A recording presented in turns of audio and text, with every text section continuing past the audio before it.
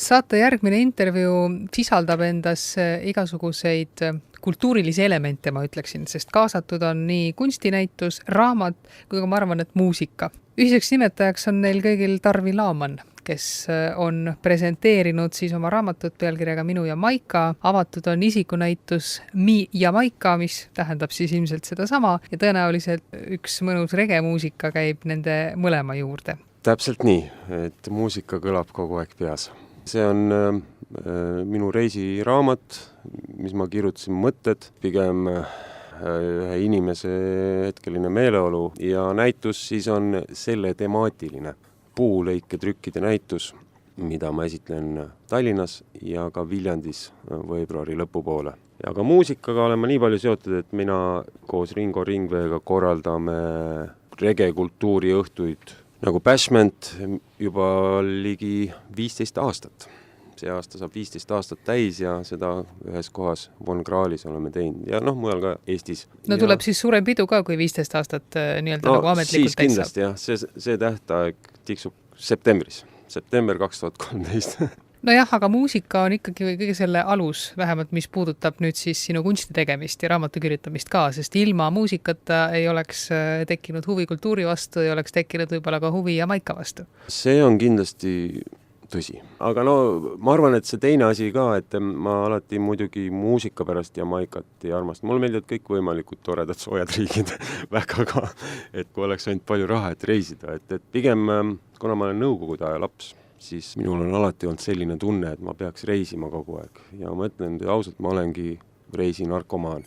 Ma pean reisima kogu aeg ja ma arvan, et sellepärast ma jõudsin sinna Jamaikani ja loomulikult kõik, mida ma elan, kajastub ka minu kunstis. Kui seda Jamaika raamatut kokku võtta, siis võib-olla see pealkiri on selles mõttes hästi õnnestunud, et Minu ja Maika pole probleemi. Ja üsna selline see raamat ka on. Ehkki seal mõningad sekeldused ka on sees, aga need ei ole nagu probleemsed, vaid need on nagu selline ühtlane kulgemine. Aitäh! Eks mulle muidugi meeldib, et inimestele meeldib sama asi, mis mulle. Ehk siis Jamaika ja minu üks nagu see mõte oligi see, et siis seda Jamaikat tuua ligemale, avada silmi võib-olla ja võib-olla mõni inimene nüüd arvab, et Jamaika ei olegi ainult pilves rastapatsidega must mees, et seal on ka palju muid asju. Jah, aga ma arvan, et sinu raamatu põhjal võib see mulje inimestel ikkagi jääda, kuigi sa seda võib-olla pole tahtnud raamatusse kirjutada. Natukene kumab seda ikka läbi küll. No seda ka, jah. Aga mida võib-olla võiks öelda, et need, kes näiteks tahaksid mingisuguseid selliseid juhiseid või nõuanded, et kui te lähete Jamaikale, et võt siis tasub teha seda ja seda ja seal on võib-olla parem ja kus on nagu toredad ööbimise kohad ja kus on head söögikohad, võt seda infot otseselt nüüd nagu ei saa sellest raamatust. Otseselt ei saa, aga tegelikult on seal mõned kohad välja toodud, kus mulle nagu väga meeldib käia, näiteks Treasure Beach, Kingstoni teatud kohad. Aga need kohad alati muutuvad ajas. Ja mina nagu lähenesin selle raamatule niimoodi, et see ei pea olema selline raamat, et 2 aasta pärast seda on mõttetu lugeda, kuna kõik kohad on muutunud, hinnad on teised niikuinii, eks, ja nii edasi. Et ma pigem nagu tahtsin seda tuua kui seda minu emotsiooni sellest Jamaikalt. Et milline see oleks, kirjeldada seda, et see ei olegi nii hirmus näiteks. Paljud jaoks võib-olla hirmus koht, eks. Et see on ikka tore koht. No see, et sulle Jamaika meeldib, seda on muidugi kohe algusest peale aru saada. Aga võib-olla jääb nagu selline eksitav mulje inimestele siis, et see ongi selline paradiis. Sa sellist pahu poolest väga ei ole kirjutanud või ei puutunudki see sellega seal eriti kokku? Ikka puutusin. Tegelikult ma isegi raamatus mainisin vist äkki. Mind rööviti seal paar korda isegi. See ei ole nii roosiline kõik, aga ma olen alati nagu niimoodi mõtelnud, et mina ei taha halvast rääkida. Samuti ma mõtlen ka kunstimaailmast, et kui siin kunstnikud teevad näitusi ja lähed näitusele, seal on ainult üks häda ja hala, mina ei viitsi sihukest asja vaadata. Samamoodi ma arvan ka need minu võib-olla raamatu lugejad või kunsti austajad, ega ma ei usu, et nemad tahaks nüüd ainult seda hala sealt või selle jaoks on teistsugune kirjandus. Kui paljudes kohtades sa Jamaikal käinud oled? Ega tervet saart ometi mitte läbi ei ole jõudnud veel uurida? Ei, kindlasti ei ole. Aga ma ei olegi niimoodi mõtelnud paljudes kohtades, aga ta ei ole suur koht, suuremad linnad kõik läbi käinud, Montego Bay, Black River, Ocho Rios, Kingston loomulikult, Port Antonio, Negril on ju, ja aga neid tegelik võlu on ju väikestes kohtades. paljudes toredates väikestesse kohtadesse ei ole jõudnud. Aga mõni üksik kaluriküla on mainitud, mis mulle meeldib, näiteks Treasure Beach. Ma arvan, et seal elab 100 inimest seal külas. Aga Bob Marley sünnikodu 9 Miles? Ma pean tunnistama, mina ei rännanud sinna, sõitsin sealt mööda ainult, et tundus, ma ei ole nagu tegelikult suur Bob Marley fänn. Ma austan teda väga, mulle väga meeldib, et tema nagu tutvustas rahvamuusikat kogu maailmale ja kõik maailmas teavad Jamaica rahvamuusikat, uskumatu, eks. See on ikka väga kõva mees ja väga paljud head lood on ka, et ma ei jõudnud sinna. Minge vaadake ise. Ma arvan, et sinu Jamaica reisid ei ole veel lõppenud, et äkki jõuad käia ära seal ka? Ma arvan küll, kindlasti jõuan, et mis praegu on need reisid, miks ma nende reisidega ei ole jõudnud, ongi võib-olla see, et kuidagi tundub, et ei taha nagu sama rada tallata, kus kõik tuhanded turistid tallavad, et tahaks enne muud näha ja sinna mujale tallatud raja peal ikka satub. No sina oma hobidest lähtuvalt oled muidugi ka selles mõttes natuke teistsugune turist, et kui minnakse ka mingisugusele ostureisile, siis tavaliselt ostetakse ikka võib-olla mingisuguseid suveniire, keegi ostab mingid tarbesemeid riideid, sina ostad tavaliselt plaate. No nii see tuleb välja jah, et see on üks igavene nuhtlus, ma ütlen, et neid plaate ei ole kuhugi panna pärast. Et neid on kogunenud mul selle üle 20 aastaga väga palju kõik võimalikke plaate. Muidugi enamus on rege ja vinüüli formaat on hästi suur formaat, et see ei ole ju MP3, et kõik oleks ühes arvutis. Et see on nagu mingis mõttes nuhtlus ja samaaegselt väga suur rõõm, et alati, kui ma saan jälle uue saadetise plaate. Mu naine ütles selle kohta, et ma olen nagu jõulude aeg Kuusepoel. Plaadipoes Jamaikal. No kas või plaadipoes Jamaikal või tellin Jamaikal plaate Eestisse ja pakk tuleb kohale, et kuidas ma neid kuulan ja silitan.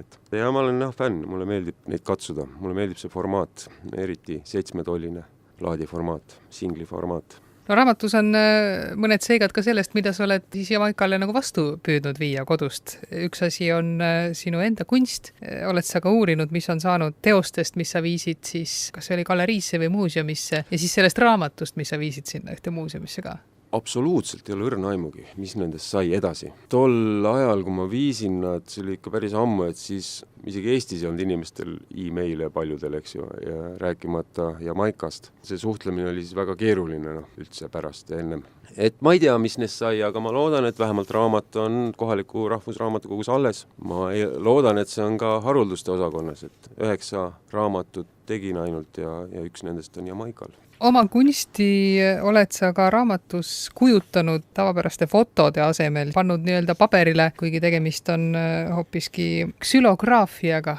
Oled teinud siis Jamaikast inspireeritud pildid ja need raamatusse üles pannud. Kas need on sündinud ikkagi kodus, selles mõttes nagu tervikuks valminud, et ideed tulid Jamaikal, aga kodus hakkasid tegema? Ma reisin ja visandan. Väga harva on mul pildistamisvahend kaasas, fotoaparaat või selline. Ja nende visandite põhjal on siis kodus, ma olen teinud ksülograafia tehnikas ehk siis puulõike trükk tehnikas teosed ja siis antud teosed on ka selles samas raamatus reprodena. Kui ma näitusi teen, siis ega mul praegu ka eriti rahul ei olnud sellega, et mul näituse nimeks panin Minu Jamaika. See on nagu liiga suunav. Tegelikult mul nagu iga töö on nagu mingis mõttes Minu Jamaika ja samaaegselt see on ka Minu Eesti või siis Tarvi ehk siis Laamani Juju. Mingis mõttes võiks kõikide mu tööde kohta öelda, et see on Laamani Juju. Juju on nagu jõud, see on inimese isiklik jõud, energia. Igal juhul saab seda nüüd Tallinnas Vabaduse galeriis vaadata vaid 12 päeva ja siis nagu öeldud liigub näitus edasi Viljandisse. Kas sinna see jääbki edasi nagu rändnäitusena ei lähe kuskile? Praeguse plaaniga jah, et 12 päeva Tallinnas ja siis 30 päeva Viljandis. Võib-olla mõni üksik töö läheb kuhugi biennaalile, aga nii komplektina ei tea. Et plaan on teha ka Pärnus analoogret. Minu filosoofia on see, et ma ei tee näitust ainult ühes linnas. Sest ma tean, et kui ma teen Tallinnas näituse, siis vaevalt keegi Tartust viitsib selle pärast kohale sõita. No jääme siis ootama, et seda kunsti laiemalt ka natukene levitataks. Mis ma raamatu kohta kokkuvõttes võib-olla võiksin öelda on see, et mulle tundub, ehkki me oleme siin Eestis nagu selline Põhjamaa rahvas ja ikka elame 4. aasta ajas, et eestlasele kui sellisele võib-olla nagu keskmisest aeglasemale liikujale võib-olla võiks Jamaika tegelikult täitsa hästi sobida. Mulle ka tundub samamoodi, et visake maha eelarvamused ja arvamused sellest, et Jamaika on superlahe koht, tore koht, eks. Ja siis minna kohale ja siis hakata hindama asju. Inimesed kindlasti üllatuvad. Enne kui ma Jamaikale läksin, ma väga palju uurisin asju, lugesin, kuulasin muusikat loomulikult ja juba tegin a la pidusidki, eks. ja siis ma lõpuks jõudsin Jamaikale ja minu jaoks oli ta väikene kultuurisokk ikkagi. Ta oli ikkagi teistmoodi, kui ma arvasin, heas mõttes. Aga seda nagu ei oska nagu sõnadega, pildiga tegelikult edasi anda. Seda peab ise kogema, nuusutama lõhnasid, tundma seda kuumust kehal ja nii edasi. Ma väga loodan, et Jamaika on huvitav ka nendele, kes võib-olla iseenesest ei ole väga vaimustuses võib-olla regemuusikast või kes tõesti suhtub natukene eelarvamusega, sest ilmselt elab seal ka selliseid inimesi, kes ei suitseta üldse kanepit, teevad usinasti igapäevast tööd ja võib-olla ei käi kunagi ka tantsupidudel. Ja neid inimesi on uskugi mitte väga palju Jamaikal. Nagu ka Eestis, ikka noored käivad pigem pidudel, eks ju, ja vanemad pigem teevad tööd. Ja kui jutt tuleb kanepi peale, siis reaktsioonid võivad olla väga negatiivsed. Täiesti normaalne riik, et lihtsalt vaadake, kui hästi on jamaikalsed osanud oma rahvamuusikat maailmale nagu müüa nii-öelda. See on juba austust väärt, et kõik maailmas teavad, mis on rege. Kõikidel maailmas on ettekujutus, milline on jamaikalane. See on ka juba kõva sõna. Mis siis, et see võib-olla on väär ettekujutus, on ju, et on niisugune suitsetav ja vedelev kuskil, eks. Aga ikkagi on ettekujutus, See Jamaika on tegelikult ju väike koht, mingis mõttes sama suur kui Eesti, et siin on eestlastel jälle mõtlemiskoht, kuidas nagu Eesti regimuusika võiks olla maailmas popmuusika staatuses, nagu praegu, rege ja dancehall on, eks. Vajame oma Bob Marleyt. Jah, just, et me peaks olema uhked oma rahvamuusikule, nagu jamaikalased, nad on väga uhked oma rahvamuusikule.